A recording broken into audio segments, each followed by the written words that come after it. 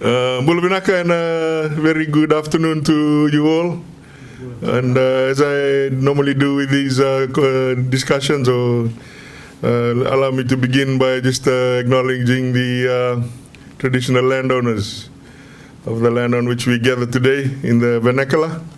Waturang sakatiki nandunumai buasa kana ngunturang na Suva. Kanda kay sakatiko na nemememay sota na namuni soso na kabi na kanikua. Na kena bibusay kita kiko na tangumaki ni mona liba-liba na nandapunwa. I was just acknowledging the traditional landowner of this wonderful city, Suva, Turang of the Suva, for allowing us to all gather here today to discuss a topic that's certainly front and center at the ministry that I am honored to lead, which includes the communications portfolio.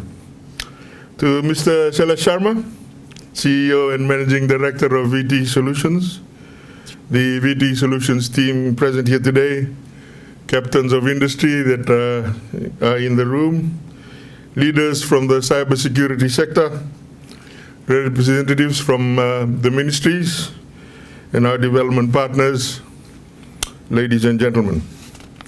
Again, Bulavinaka, and good afternoon to you all. I am pleased to join you today for the CYBERSEC Symposium of 2025. I would like to thank VT Solutions and their team for organizing this event to bring together global technological partners and the ICT and cybersecurity sector from Fiji and across the Pacific. Today builds on a successful CYBERSEC 2024, which brought over 250 delegates to Suva, including cybersecurity experts, industry leaders, and government officials. I note that the theme for this year is elevating cyber resilience in the Pacific, which resonates with government's priority under the Ocean of Peace initiative and, of course, the National Digital Strategy. Ladies and gentlemen, Fiji is embracing a bold digital future. Our nation has embarked on a journey that has enabled access to the digital economy, where innovation and technology can propel the economy and enhance the quality of life for every Fijian. In April, I had the honor to launch Fiji's first ever National Digital Strategy 2025 to 2030. This strategy lays out the government's bold vision to transform Fiji into a digitally empowered society and a dynamic, innovation-driven economy. The NDS highlights how digital transformation can unlock productivity gains, improve public service delivery, and connect Fiji to global markets through access to the digital economy. Low Earth orbit satellites have brought meaningful connectivity to Fiji's remote and maritime communities, unlocking new opportunities for our people and businesses. Our digital infrastructure is more resilient than ever, with the landing of the Google Mbulikula and Tambua subsea cables earlier this year. Fiji as a regional hub is getting very close attention, and I have in some forums said that Fiji will not only be a hub of the Pacific, it may well become a technological hub for the Southern Hemisphere. These major initiatives has made Fiji an even more attractive investment destination, where businesses have the means to fully utilize digital technologies to achieve their goals. We have the opportunity to harness technology to drive inclusive national growth. The government has developed an implementation plan for the NDS that sets out how we will progress our goals effectively. Under the National Digital Strategy, we are working towards meaningful and tangible results, such as preparing for the 10% contribution from the ICT sector to our national GDP, up from 2022 at 4.2% to our national GDP. The creation of over 40,000 jobs across various sectors spurred by the digital economy. Attraction of over $100 million worth of investments into Fiji in the US dollars, and driving digital entrepreneurship, especially for MSMEs and startups. I have to say, one of the great things about this national digital strategy is whilst it was being developed, we were already achieving some of the outcomes. For example, out of the 40,000 jobs that we're talking about, the Lyndhurst Business Park, once completed within 5 to 8 years, will deliver 15,000 jobs in the ICT sector alone. The $100 million investment target, Google is investing $200 million in a data center in Natandola. So we've already achieved the $100 million US investment, etc., etc. In terms of Fiji's cybersecurity context, reaching our bold ambitions depends on maintaining a secure cyberspace, as we all can agree. As Fiji stands at this pivotal moment in our digital transformation journey, cybersecurity has never been more important. Please remember that a lot of the things that I will share today, we have done in 2.5 years, as opposed to the last 16 before that. We are concerned about the increasing scale of sophistication and number of cyber incidents in the Pacific. The attack surface is expanding rapidly as more services and businesses move online and Fijians increase their digital footprint. For Fiji, a single cyber incident targeting a critical sector such as telecommunications, energy or financial services, or even our government networks could have disastrous and significant impact. We have seen over recent days the Tongan government has been targeted for ransomware attacks. I want to make it very clear. Targeting essential services like healthcare is abhorrent and wrong. We stand with our Tongan brothers and sisters during this difficult time. Cyber threats are not just a national security issue, but an economic one as well. The World Bank has projected that the worldwide cost for cyber incidents, direct and indirect, will reach 265 billion USD by 2031.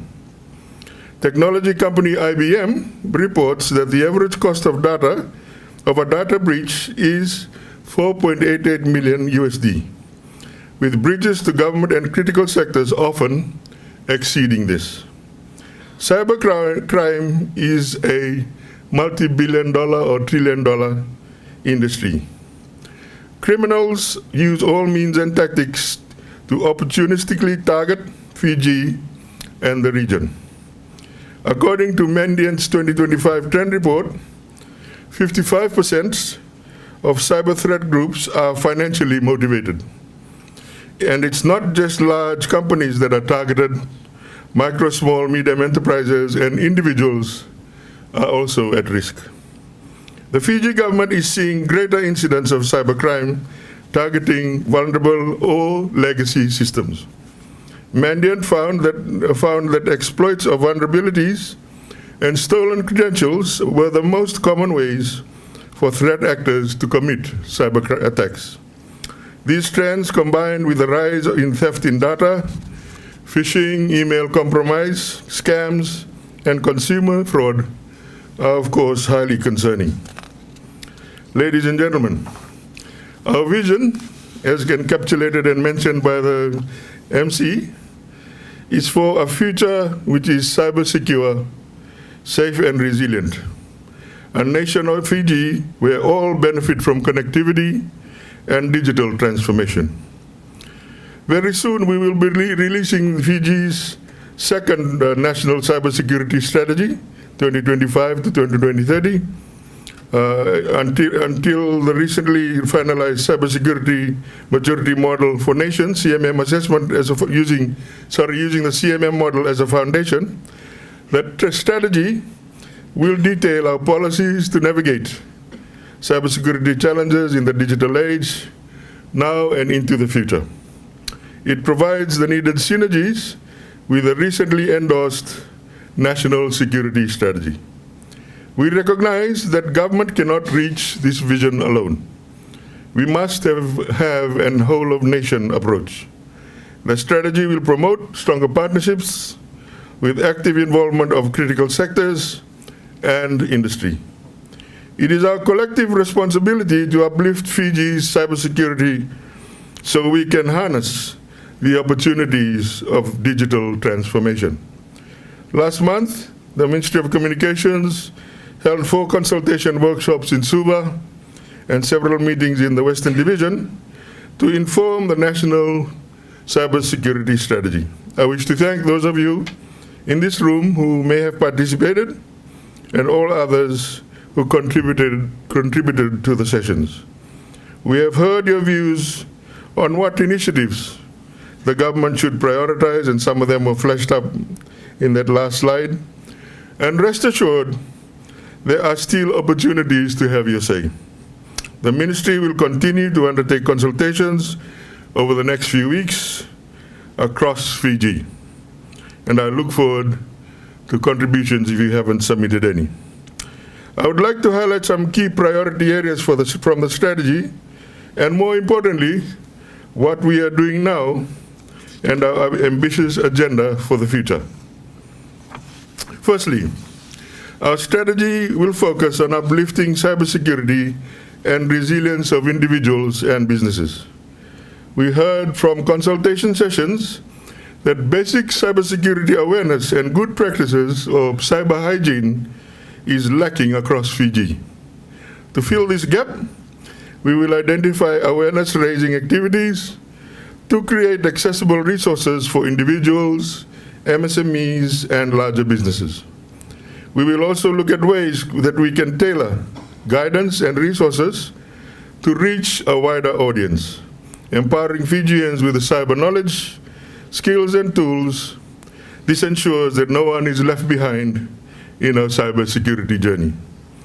An idea from the strategy consultations was creating cybersecurity champions across businesses and critical sectors. We will consider ways that we can build on this idea to create a network of champions that can encourage good cybersecurity practices in their organizations. To address data security and privacy concerns, the government is currently finalizing the National Privacy and Personal Data Protection Policy, a framework for safeguarding the personal data for all Fijians. Following the release of this, we will commence on the data protection legislation. This is a key priority. Secondly, our strategy will prioritize our incident response and cybercrime response capacity. This will ensure we have strong defenses and can recover quickly from cyber attacks and cybercrime. I am pleased to announce that the National Computer Emergencies Response Team, or Fiji CERT, has been stood up this month, or started this month. This is a highly significant milestone in Fiji's journey towards protecting our nation from cyber threats. The Fiji CERT is now the central point for incident response and coordination, effectively our first digital responders. Fiji CERT will foster collaboration and cooperation between government agencies, critical sectors and industry, and international partners. We recognize that we must amplify our domestic combating cybercrime efforts. The evolving nature of cybercrime means our law enforcement, including the Police Cybercrime Unit, must be equipped with the resources to investigate cybercrime. Our prosecutors must also be supported to bring cyber criminals to justice. We are partnering with the Council of Europe and European Union to upskill our investigators and prosecutors. We are also joining international frameworks to support cybercrime. Last year, Fiji acceded to the Budapest Convention, the first global treaty focused on cybercrime and electronic evidence. The convention enables countries to define cyber-related offenses as crimes, implement investigative procedures, and enhance cooperation cross-border. Our Cybercrime Act of 2021 aligns with the convention's principles and addresses cybercrime by defining computer and content-related offenses, establishing procedures for collecting electronic evidence, and facilitating international cooperation. I am proud to share that this month, Fiji signed the second protocol of the Budapest Convention, which once ratified, will improve cross-border investigations by streamlining the process for obtaining electronic evidence from service providers. Fiji was the first country in the Pacific to sign the protocol. Fiji will also sign the UN Convention Against Cybercrime when it opens for signature in October this year. Over the last 2.5 years, Fiji has worked tirelessly during negotiations and drafting of this monumental UN treaty. Thirdly, our government and critical sectors must be protected against cyber threats. To this end, the ministry, which I sort of an honor to lead, is focused on ensuring continued security of government networks, or GovNet as we call it, through significant investment in cutting-edge cyber tools and penetration testing. Over the past 2.5 years, we have invested more than 2 million Fijian dollars in innovative software to detect security events in real time. We have also upgraded infrastructure at the government data center to improve security and align with international best practice and standards. As we are progressing our digital transformation efforts, we are also undertaking a comprehensive review of government ICT network and infrastructure. This review of our systems and network is vital to ensure government services are delivered effectively and efficiently, while also protecting data-sensitive information. In addition to securing our networks, government is also focused on protecting our critical infrastructure and critical information infrastructure. We heard during the strategy consultations from our CI and CII operators that they are enthusiastic to adopt risk management practices and have trusted communities share threat intelligence. These sectors provide Fijians with the essential services for our society to function. It is clear from the consultations that CI and CCIs want to partner with government, break down the silos, share information and experiences and support from their sector. As part of the strategy, government will explore defining critical infrastructure and critical information infrastructure and designing sectors and national infrastructure networks, establishing incident reporting for channels, specifically for CI and CII, so they can get quick help from CERT, developing practical guidance toolkits and policies on risk management, network and system protection, and finally, create threat intelligence sharing mechanisms and communities of practice. Ladies and gentlemen, building a sustainable cyber workforce is essential to securing our digital future. But limited local training opportunities and high global demand make it difficult to attract and retain talent in our region. Cisco estimates that there's a shortage of about 3.5 million cybersecurity professionals, arguably the greatest risk to our future cybersecurity. We want to make cybersecurity an attractive career path for our youth through practical hands-on learning. Then, we want to have university students entering cybersecurity courses. And we want inclusive and accessible pathways to enter the cybersecurity workforce for those who may want a career change. Under this strategy, government is working closely at how we can collaborate across ministries, schools, tertiary institutions, and industry bodies to encourage greater workforce participation. Lastly, ladies and gentlemen, the strategy will highlight Fiji's commitment to working with our partners for cyber-secure, resilient Pacific. In August, the Pacific ICT ministers will convene here in Fiji at the Pacific Islands Forum Secretariat in Suva. We will also be hosting the Asia-Pacific Telecommunity Policy and Regulatory Meeting and the Cyber Pacific Meeting. At the global level, over the last few years, we have been actively participating at the UN Open-Ended Working Group on the security of and use of ICTs to shape international rules, norms on peace and security in cyberspace. This continues to be a priority, and we are also actively participating at the Council of Europe meetings and working groups. I hope that gives you a flavor of where we're headed in terms of ICT and cybersecurity generally. This has all been done in less than 2.5 years. And,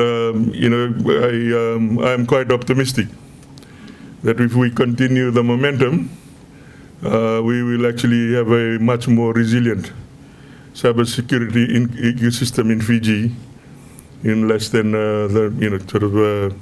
24 to 36 months, or even sooner.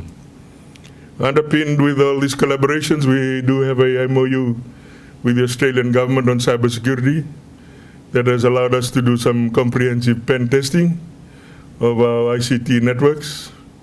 It's allowed us to collaborate more, and before the CERT got established, it allowed us to provide support to some of our major organizations that had cyber attacks. And so that has proved beneficial as we scale up with our own infrastructure. The UAE technology team is actually in Fiji right now to come and do some scoping work for Fiji. I have not met them yet. I'm sure they'll have some views on various things about Fiji architecture, particularly e-governance architecture. So I'll be keen to listen to them and how they can accelerate our ambitions. Suffice to say that they advised me that they are 99% integrated in an ICT sense. So, in Fiji, if you like, is progressing well in the pursuit of a cyber security agenda, particularly from a very thin base when the government changed in December 2022. And we are seeing a lot more developments in cybersecurity. And I hope that over the next certainly 24 to 36 months, we will have a more comprehensive cybersecurity footing in Fiji. And then the whole ecosystem can start collaborating a lot more. The chief technology officers or the CIOs can start talking a lot more and bring about a more protected environment for Fiji. So with those few words, I hope the sharing today has been of some use. I look forward to hearing from you in terms of what you think we should do or do better. As usual, nothing's set in stone, and we're always open to ideas, so welcome any thoughts that might come from this meeting. But rest assured that certainly government is doing its bit to progress the cybersecurity agenda in Fiji and the Pacific, and we look forward to collaborating with you all to ensure that Fiji and the Pacific are well protected in the years to come as this technological wave begins to envelope and overtake all of us. Thank you for your attention.